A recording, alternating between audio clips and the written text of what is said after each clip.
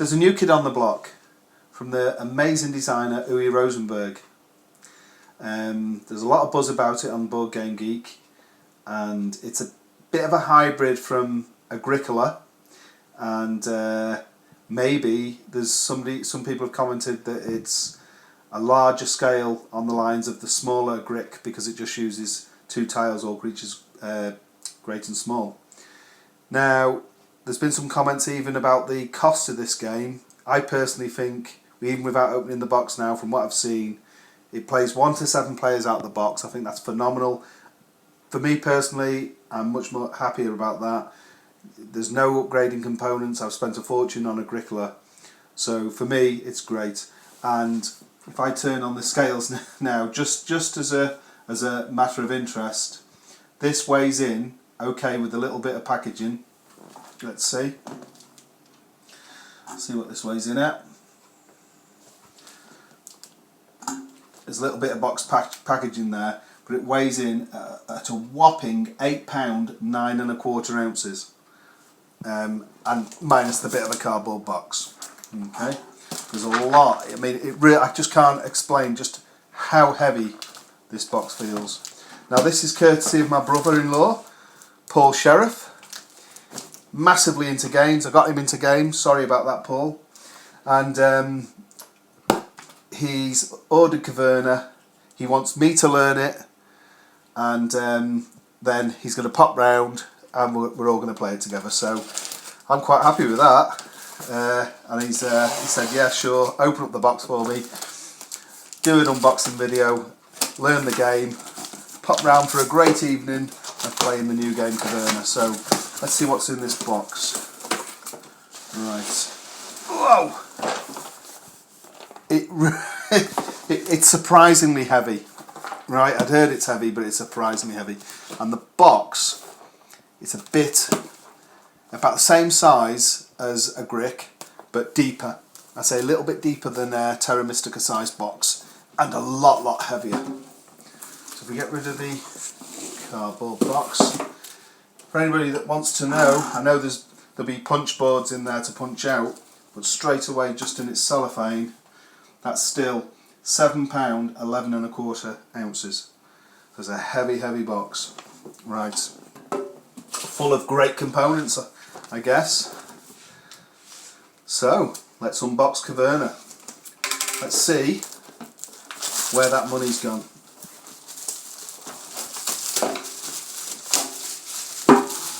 I can't wait to get stuck into this baby. Right, let's open it up. Right, there's not a lot of air in there. It's got that great new box smell. We've got some baggies, which is always nice. In fact, we've got quite a bit of baggies. So, you know, that's a good start. Huge bag of wooden resources. We've got the wheat, like from Agricola. We have the orange pumpkins. We've got the wooden discs, stone. I did see in here, and yet I've no idea where it's for, I've seen a pawn. But yeah, there's a yellow pawn for a start. So I'm not sure, I've not even read the rules to this game yet. So that'll give me something to get stuck into. There's a huge bag, heavy bag of great wooden resources there. And we go to even more resources, and there's a lot here. And we've got these fabulous dogs. And that is what, I presume these are the dogs or the horses? I think these are the dogs. So they're obviously the cows that we normally have. There's the sheep and the wild boar, or pigs as we call them. Ah no, this must be the dogs, so maybe they're grey horses. I would think their little brown ones are the dogs. Anyway, time will tell. But there's a lot of wooden resource meeples in the box, which of course is brilliant because there's no There's no expense upgrading the components because why would you need to? You know, they're great as they are. The crystals, we've got red and black little acrylic crystals. I presume they're what you get when you send your dwarves mining, if you're successful mining. There is some cards in the game. Caverna, do you like it? Well, we don't know yet. But should we open this deck of cards? I think so. And get in there. Now this surprises me because I know the game doesn't play with like major improvements and occupations, but it has got some cards and the artwork looks pretty damn good. Nice feel, smooth feel to these cards. I suppose they're some sort of player aid cards. I have no idea what these do yet.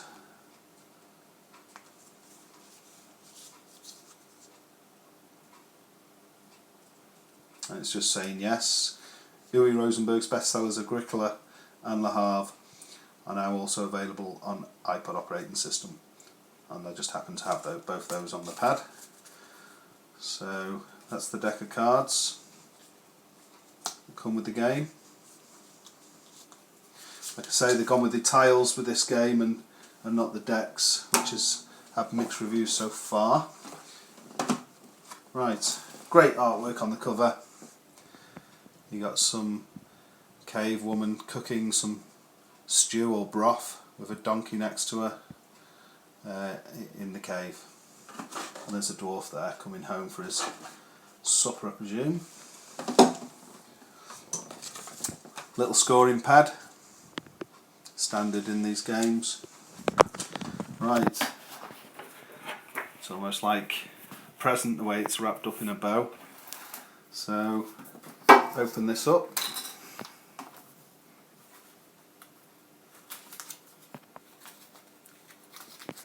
So here we go. This is the first ribboned set of sheets. Such a lot in this game. And we have a player board. Depot, drift mining, weekly market, imitation, hardware rental, fence building, small scale draft mining. So one of the boards of the game. Now these must, I presume, be the player colour. Well, there's this one with yellow band round, and it's all very, very good quality, very thick cardboard. Another board. Carpenter, stone carver, blacksmith, wood supplier, stone supplier, ruby supplier. Now we've got a punch board. Great artwork. I love these little mine tiles. Let's just take one of those out, come out nice and clean, no tearing, which is good. It's got that like really hard compressed cardboard feel. None of that sponginess that you can get in some inferior games. It's got that good clacky, brittly hard cardboard, which is, you know, was true in Agricola also. So it's a very nice. We've got ruby mines there, nice artwork. We've got beds with a little teddy at the bottom. So yeah, there's one sheet. Another sheet of artwork. Tokens, I should say. Great artwork. A third sheet. You can see the tokens are just popping out by themselves almost, which is brilliant because we don't want any tears.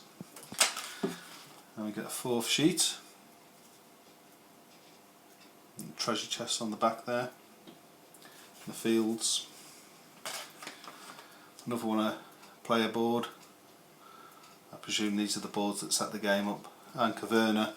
I don't know if you can see that, but there's the picture of the woman with a donkey next to her, just faded into the board there.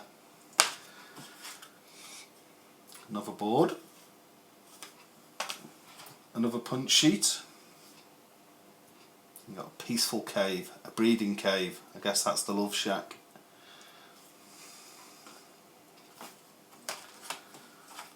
Yet another sheet. Fodder chamber, I like it. You've got a prayer chamber, broom chamber, very interesting. More player boards. Another token sheet. Spare part storage, weapon storage, supply storage, and so on.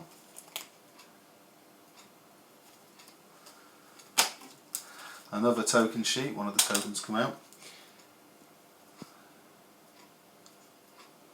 Nice, I like the money, and all the tokens, as you can see, absolute spot on for the alignment. It's so, you know, it's a bit upsetting really when you get a great game and often the token alignment's off. You know, these are spot on, and that's always nice to see. You know, it's a shame when games get ruined with the token alignment that's off, and these are great. So this box still weighs way more than a normal big box full of stuff. It's still really heavy, and look at all the stuff we took out so far. So we come to another ribboned band of boards. Now these look like the player boards. I think they're slightly bigger than a Grick. I may be wrong, but I think they might be bigger. So this is interesting. We have, it's almost like the Farmers of the Moor expansion where we put the forest tiles on first. It says +1 for a pig there, and +1 for a pig here, and we have a river coming through here. There's +1 food on that little bridge. And there's our entry level dwelling. I presume this is the cave that we start in. Room for 2 dwarves and 1 pair of animals. And there's some little tech tree or values of items here. And on the back is like a nighttime scene. Now I think this is just purely to apparently they didn't want to leave the backs blank, which is really nice. If you wanted to play, if you really wanted to play with the nighttime bit, you could, of course. So more of the same. Player boards. +2 on food, which is on the first one as well. So these are the same, with the nighttime scene on the back. So I guess there's 7 of these. That's 3, 4,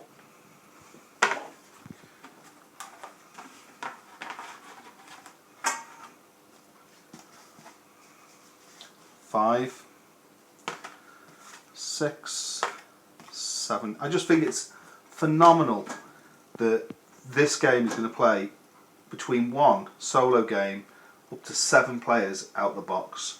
You know, I just think that's fantastic.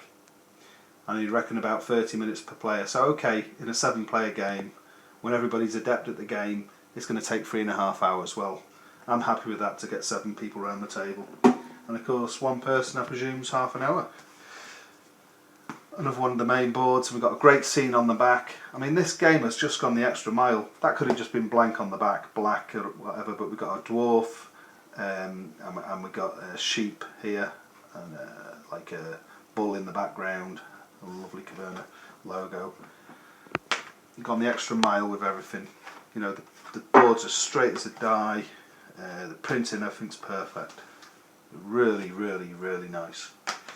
And yet, we have another load of stuff in here. The very last thing's the rule books. So, right, slide this off. Incredible amount of stuff. I've never ever unboxed something with so much stuff in it. Right, another punch sheet. We've got our little food tokens. These can, of course, I have food meeples I can use at my Agricola, but these tokens are just falling out, which is really nice to see. And we've got these double tokens that are like a ploughed field and a normal field, I presume, growing crops and pastures for animals, I presume. And of course, cave tiles to explore. And here, yet another 2 sheets. We've got the little multipliers here if you should ever run out of tokens. Another sheet,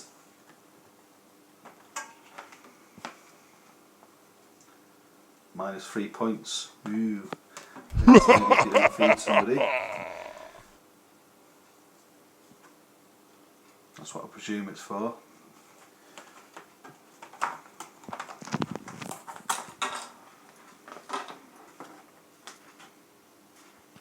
Incredible amount of stuff. It just keeps going on.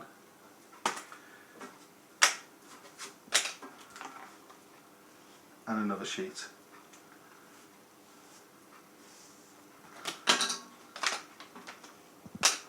And we come now to the game rules.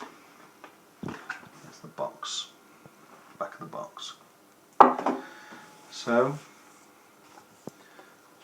Caverna Cave Farmers. And the game idea: in this game you take the roles of adventurous dwarves living reclusively in caves where you dig for ore and rubies and furnish caverns to become living and working areas. You need ore to craft weapons, to undertake expeditions in search of adventure and loot. Rubies are a valuable and highly flexible good. You can trade them for other goods and landscape tiles at any time. Outside your caves, you will look after your sustenance by felling trees, raising farm animals and doing some agriculture. At the end of the game, the wealthiest dwarf will win. Okay, components. As you can imagine, just goes on forever, the list. So, great looking rules. We've got all the little hints from Uwe Rosenberg. Just says, for instance, on this one, when playing with 6 or 7 players, we recommend that you start with the full game to make sure that there is a sufficient number of furnishing tiles in play. And I guess he's going to pop up quite a few times. Yeah, here he is again. You know, examples, always nice to see. Lots of setup diagrams. Overview of the course of a round.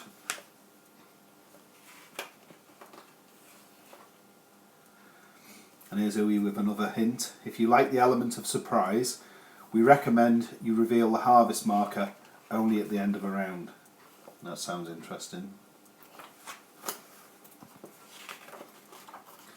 We go on to the actions.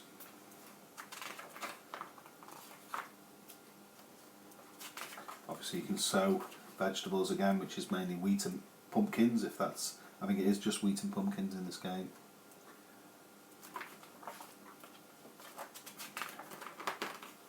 Got rubies, tips on using rubies, build fences action, animal husbandry, and expeditions. End of the game and scoring. And with the back cover, that's 24 pages. And we've got rules for a solo game, which is pretty neat, isn't it? You know, to actually accompany or start with one player can play this game on his own, and that you can play with 7 players as well, is, and everything in between is incredible, really. And we got an appendix. I suppose it goes into detail on certain tiles and actions, should there need to be any clarification. Of course, anything not covered no doubt will pop up on the Geek and be answered by somebody that knows these things. And there we have Caverna. I mean, just look at that amount of stuff. For quantity alone, it's just won the award for the most quantity in a game straight out the box. That is some serious stuff there. And that's the new game by Uwe Rosenberg. That's Caverna the Cave Farmers. I can't wait to get stuck into that. And thank you for watching.